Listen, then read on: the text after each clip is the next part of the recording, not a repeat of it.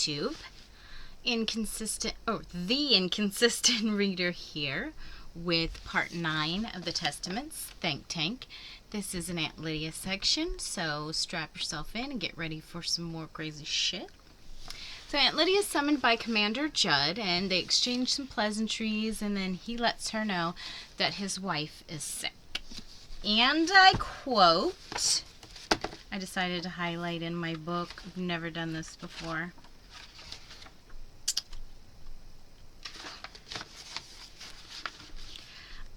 I was not surprised. The last time I saw her, Judd's current wife was looking shop-worn. Soon, I feared, he would again be a widower and in the market for another child bride. So, let's discuss. So clearly, this has happened at least more than once, but probably more likely more times than twice. So his wives get sick and die, and then he gets another younger wife. Like, this man gives -0 fucks about women. Like, who hurt you, man? Did your mommy not hug you enough? Like, when do you stop blaming your past for your future? Anyways, so the real reason he called her in was to tell her about Aunt Adriana, and they've decided that she has killed herself, was the official report. But Judd still thinks it was the Mayday operatives. But remember, the Pearl Girls report to Aunt Lydia first, so she already knew the real story. So the real story goes like this. Apparently, Aunt Adriana attacked Aunt Sally, and Sally had to kill her in self-defense. So, and you could tell, like, Sally was also very visibly shook up about having to have killed Aunt Adriana. Aunt Lydia was just like, she must have just had a freak out, you know, being in a weird foreign environment. It must have just messed with her. And nobody needs to know what actually transpired. Aunt Lydia, like, assures her, like, nobody needs to know what really happened. So Sally then also tells her that they may have found baby Nicole. And she wanted to send a report to the consulate immediately, but Aunt Adriana fought her on this. And Aunt Lydia tells her it would have been very risky to do so without discussing it with her first, Lydia.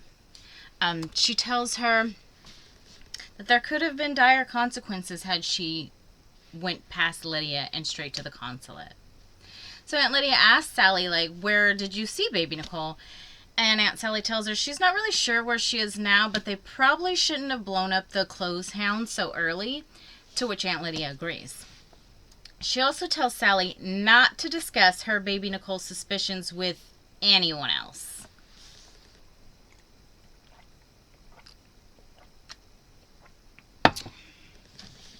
So Lydia sends Aunt Sally to the Marjorie Kemp retreat house, and she tells her that way if the Canadian authorities want to question her, they can just say she disappeared. But really, I don't think Aunt Lydia, I don't think she trusts her not to run her mouth about anything. And I quote, "I did not wish Aunt Sally dead. I simply wished her incoherent. And so it has been. The Marjorie Kemp retreat house has a discreet staff."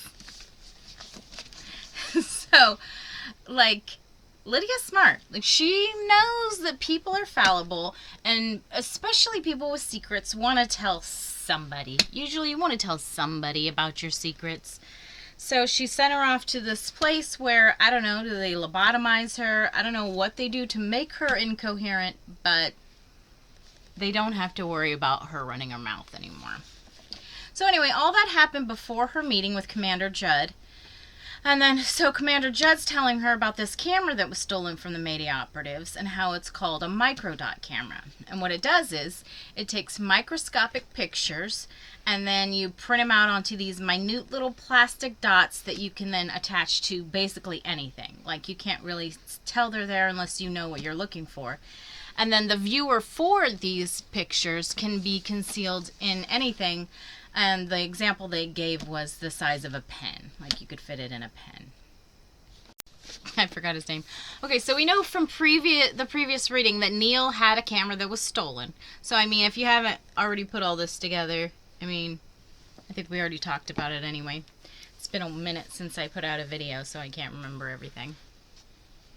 But we know Neil had a camera stolen, and he was very upset about it, and he wouldn't talk to Nicole about it at all. And so here we find out that they're the ones that Gilead is the one that stole it.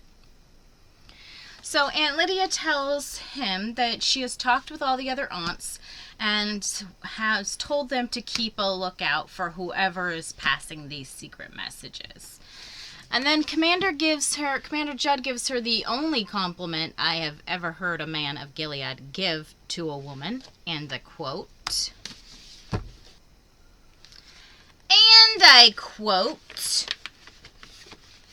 "With your finer women's intuition, you hear things we dull men are too deaf to register. How right you are, Commander." Now, do you think this is a real compliment, or do you think he's just trying to catch her off guard? I myself think he means it in this instance, but it's hard to tell for certain with all the subterfuge that's going on in Gilead in general. And now we go back in time to the fucking stadium. So we get to hear more loveliness about when Lydia was picked up. So Aunt Lydia tells us about the deplorable conditions of the bathroom in detail, which I will not discuss to you with. Needless to say, you can appreciate even your half-dirty bathroom. Basically, she paints the picture that they are treated like garbage and wonders if it's all like some sick test. They're also not allowed to shower or change their clothes, so not only are they filthy, but they are smelly. So Aunt Lydia bonded with her work colleague, Anita, and just because she is somebody she knew from previous life, so she had that familiarity. And in these particularly shitty, creepy times, who wouldn't want a reminder of a better time? So every afternoon, they parade a line of ladies out in the middle of the stadium, and they execute them. And they do this every day. And I quote, "I noticed more details as time went on. How some could hardly walk. How some seemed barely conscious. What had been happening to them? And why had they been selected to die?" End quote. On the fourth day, Aunt Lydia noticed that some of the shooters were women in brown robes. Now, if you've read the previous book or watched any of the show, you should recognize who wears brown robes. I'm not going to say if you don't know. We'll just go from here. But, so one night, her friend Anita gets taken, and then on the seventh night, Aunt Lydia gets taken, and she's awakened with a hard boot to her hip. So that's fun. Who doesn't want to wake up with the kick? And all she could think was, this is the end. So she steeled herself. And I quote, "As long as I thought of myself as already dead, untroubled by future cares, things would go easier for me." Like, how crazy is that? That in order for her to mentally pull herself through this and not like just freak out and bawl and cry or whatever, she had to fucking think of herself as already being dead so that she could make it through without giving away any emotion. So the guards sit her down in front of a commander. Can you guess which one? Perhaps the one we've been discussing? Yes, Commander Judd. This is their first meeting. And he asks her all these weird questions about how, like, if she's thankful and shit. And Aunt Lydia's kind of flippant about it, and she's just like, yes, whatever. So Commander Judd sends her to the think tank and says, and I quote, "Let us hope you will learn to be more thankful. I will pray for that result." So this think tank consists of a 4x4 dark room that's 4 paces with a shelf for a bed, no mattress, and a bucket for a toilet. So she couldn't remember exactly how long she'd been in this room, but it was almost long enough to lose her shit. It was definitely long enough to stick her finger in the light socket that was there just to see if it was live. So think about that. This bitch was so lonely for touch that she welcomed the cockroaches that would crawl on her body. Like, how fucking absolutely sad is that? Like, give that some fucking thought. So one random day, the guards come in and they start beating her and tasing her. And during this time, she's hearing all kinds of noises. She's hearing screaming, she's hearing crying, she's hearing moaning. And, like, she doesn't know what's real and what's not. But then once she starts getting beaten and tased, then she's, you know, okay, this is what's going on here. They're breaking us down. So, after they beat and tased her the first time, they did that 2 more times. And I quote, this is upside down. "Did I weep? Yes. Tears came out of my 2 visible eyes. But I had a 3rd eye. I could feel it. It was cold, like a stone. It did not weep. It saw. I will get you back for this. I don't care how long it takes or how much shit I have to eat in the meantime, but I will do it." And I mean, we know how much shit she has to eat and how much shit she has to dish out before anything happens. But she is determined to survive this, whatever it takes. So after all that torture, they take her to a hotel and they tell her she gets 3 days for some R&R. Ah, the think tank. A lot of torture and then a shower. Who wouldn't be thankful for that? There was also real food, good food, hot food. Not to mention a clean toilet. And did I mention a shower? She got down on her knees and prayed. And I quote, "But to whom or what, I could not tell you." So this is interesting because I always assumed Lydia was, like, religious because of how she acts in the show. But here, she's just, like, praying